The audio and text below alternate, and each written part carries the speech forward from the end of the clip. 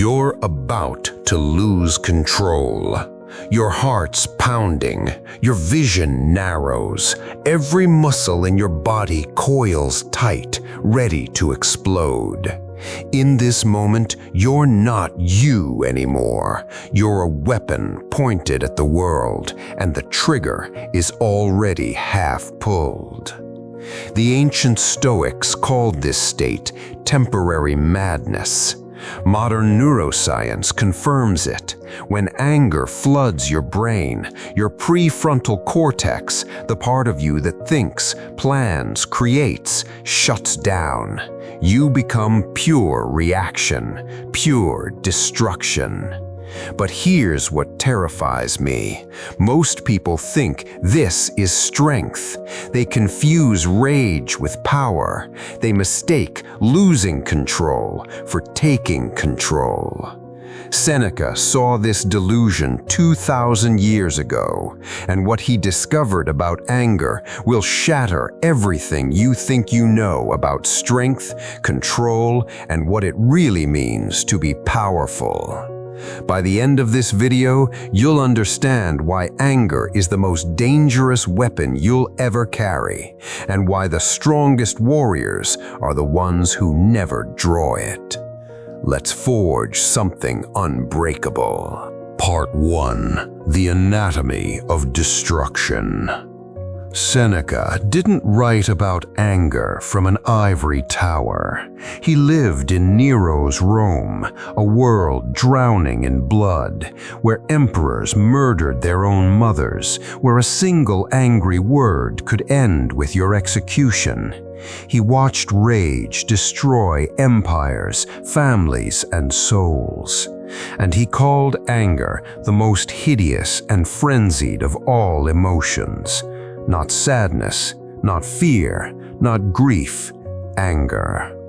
Why? Because every other emotion contains some element of peace, some possibility of reason.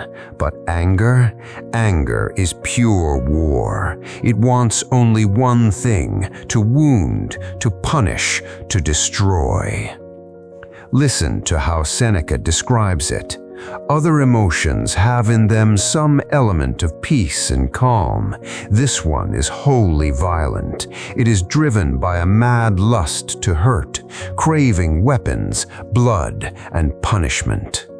Think about the last time you were truly angry. Did you want to understand? To communicate? To solve the problem? No, you wanted to hurt. Even if only with words, even if only in your mind, you wanted the other person to feel what you felt, or worse. That's the nuclear core of anger. It doesn't seek justice, it seeks suffering. Seneca goes deeper. He says anger is the only emotion that can destroy you while you're using it. Fear might paralyze you, but it keeps you alive. Sadness might weaken you, but it can deepen your humanity. But anger consumes the user. An angry man, Seneca writes, is like a man who hurls a boulder downhill. He has no control over where it goes or when it stops, and often it crushes him on the way down. You think you're in control when you're angry. You're not. You're the boulder, and you're already falling. Part 2. The 3 lies anger tells. Seneca identified 3 fundamental lies that anger whispers to convince you it's your friend. Let's dismantle them.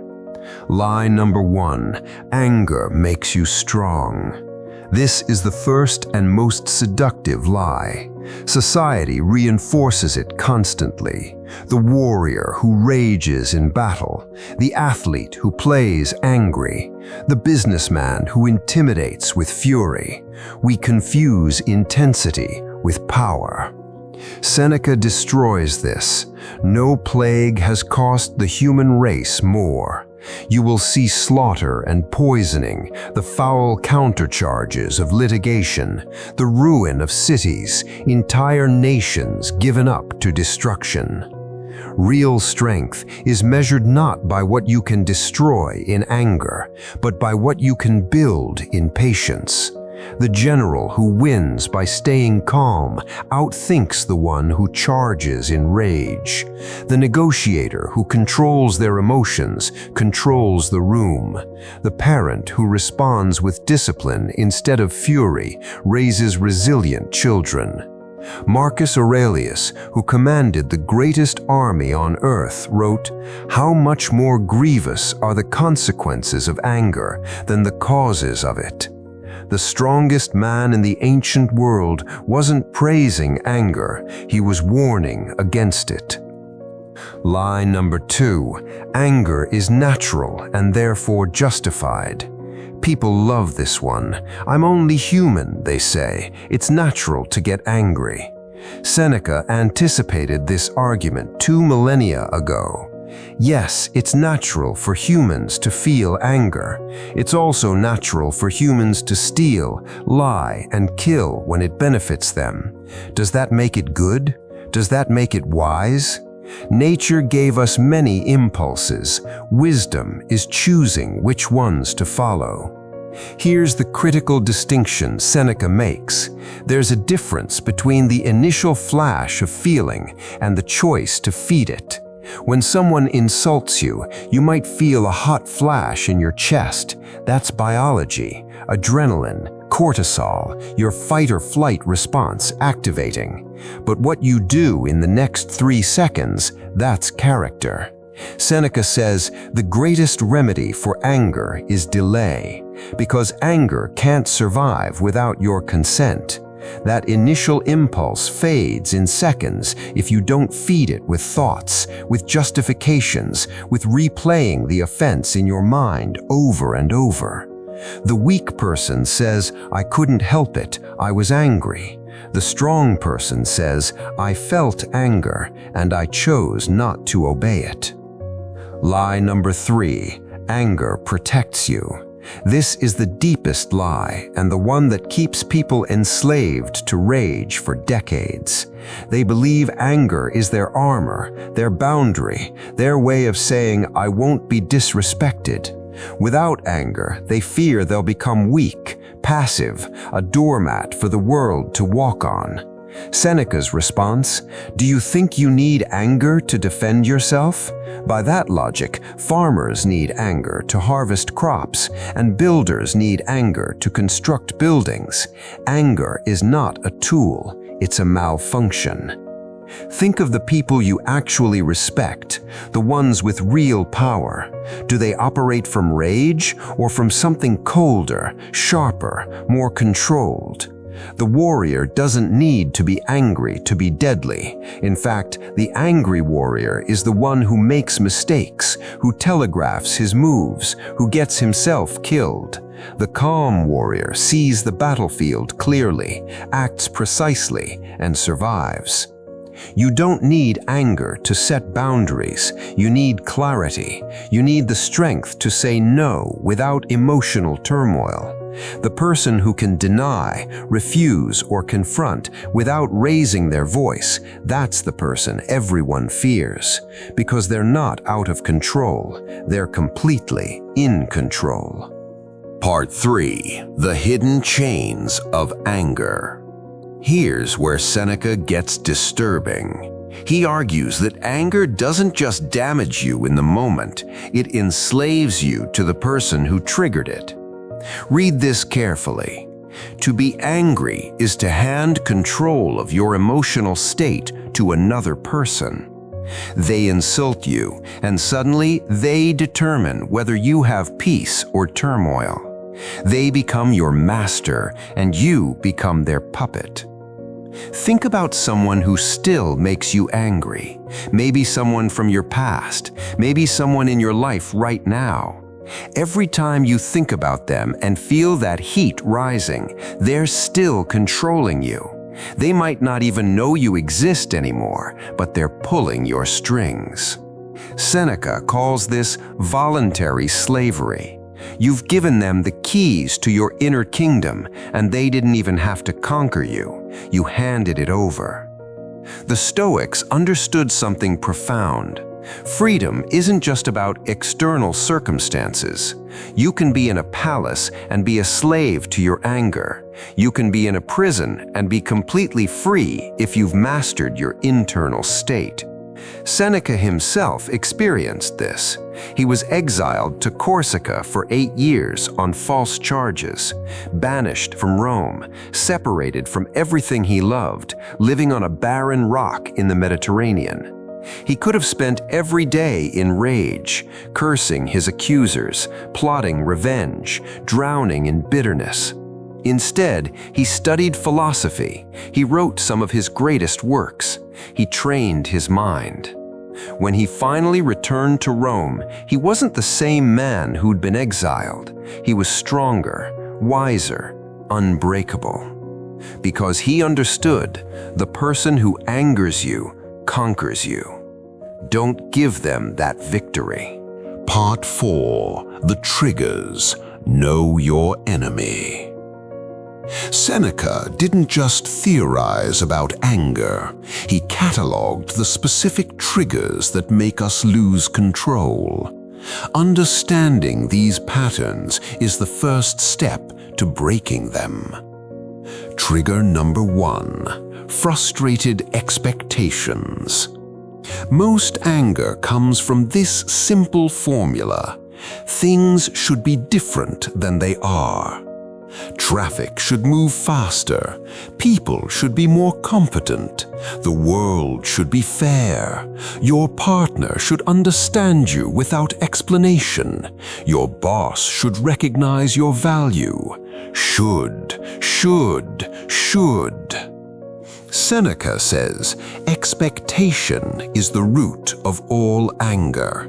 The cure is to align your expectations with reality, not reality with your expectations. This doesn't mean accepting injustice or lowering your standards. It means understanding that the world operates according to its own laws, not your preferences. When you expect reality to conform to your desires, you're setting yourself up for constant rage. The Stoic solution? Negative visualization. Before you start your day, remind yourself, people will be late, technology will fail, plans will change, not because the universe hates you, but because that's the nature of existence. When you expect obstacles, you're prepared. When you're prepared, you're calm. Trigger number 2. Perceived disrespect. Seneca observed that more violence has been committed over disrespect than over actual harm. Someone insults your appearance, questions your intelligence, disrespects your work, and suddenly you're ready to burn the world down. Why? Because you've tied your peace to other people's opinions. Here's Seneca's brutal truth. A lion doesn't turn around when a small dog barks. If someone can shatter your composure with words, it's not because they're powerful, it's because you're fragile. You've built your sense of self on sand, on external validation, and now you're shocked when the waves wash it away. The antidote is internal validation. Define your own standards. Judge yourself by your own metrics. When someone insults you, ask yourself, is it true? If yes, fix it. If no, ignore it. Either way, anger serves no purpose. Trigger number 3. Injustice. This is the noble-sounding trigger. I'm not angry for myself, I'm angry at injustice. Seneca doesn't dismiss this entirely, but he issues a warning. Anger at injustice is still anger, and anger, even when aimed at a worthy target, makes you a worse warrior against it. Think of the causes you care about, the injustices that need fighting. Now think about the activists, leaders, and warriors who actually create change. Are they the ones screaming in rage, or are they the ones who channel their passion into strategy, organization, and relentless action? Martin Luther King Jr. faced unimaginable injustice. He was beaten, imprisoned, threatened daily. Yet he wrote, "Darkness cannot drive out darkness, only light can do that. Hate cannot drive out hate, only love can do that." That's not weakness.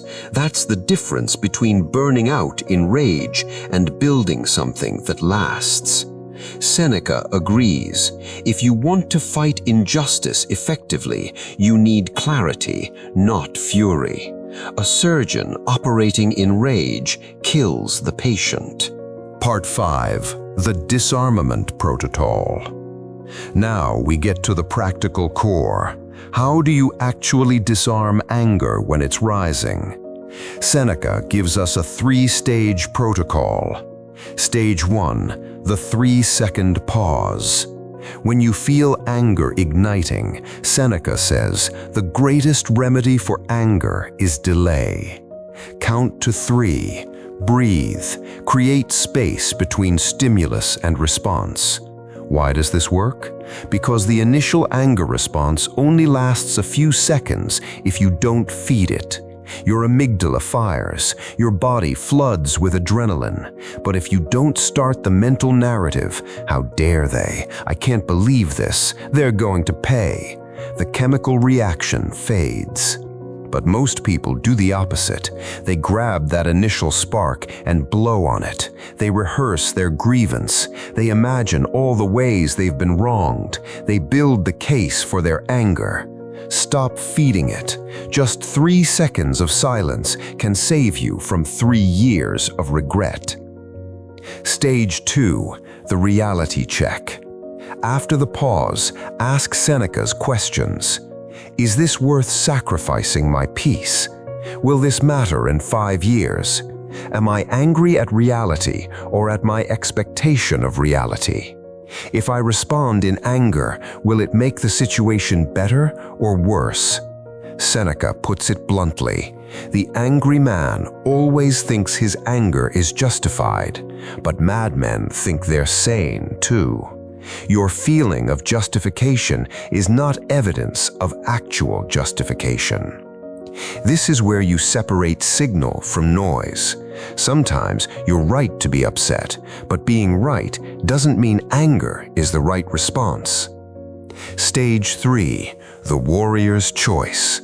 Now you choose your response consciously, not from emotion, but from principle. Seneca gives 3 options. Option 1, strategic retreat. Sometimes the best response is no response. Not every battle deserves your energy. As Seneca says, the best victory is the one you don't have to fight. Option 2, calm confrontation. If the issue matters, address it from a place of control. Set the boundary, correct the error, but do it with the precision of a surgeon, not the chaos of a brawler. Option 3, philosophical acceptance. Some things can't be changed. The person won't apologize. The situation won't improve. Here, you practice amor fati, love of fate. You accept what is, extract whatever lesson exists, and move forward unbroken. Notice what's missing from all 3 options? Rage. Because rage is never strategic. It's always a surrender of control disguised as strength. Part 6. The Daily Practice.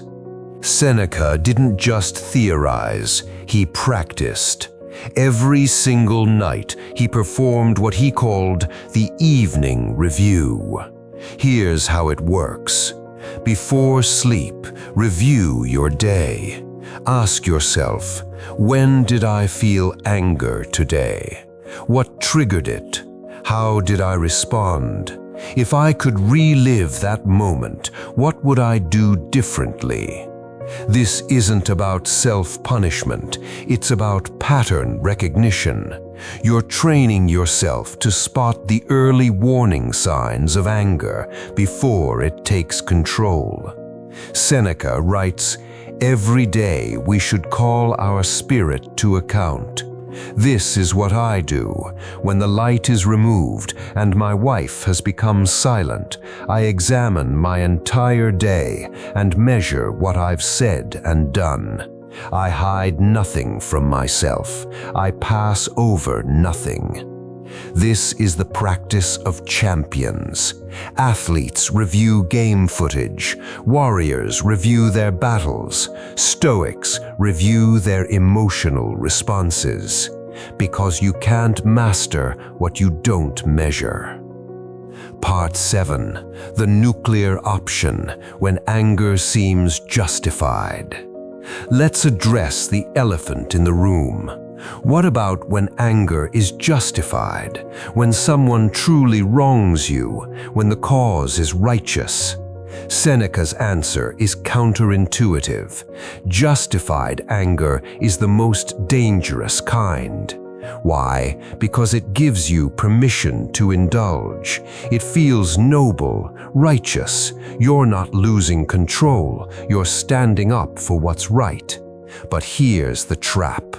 Anger doesn't care about your intentions. It still clouds your judgment. It still makes you sloppy. It still gives control to the person who wronged you.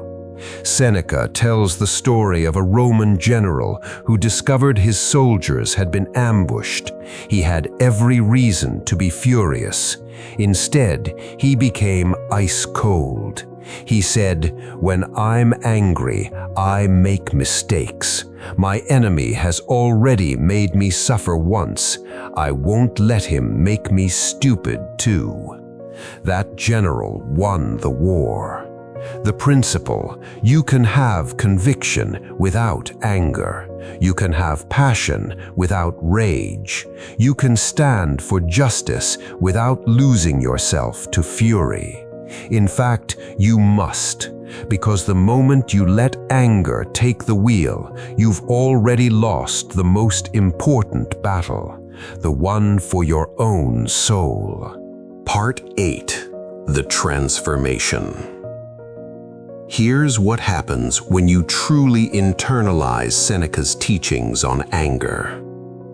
You become dangerous in a different way.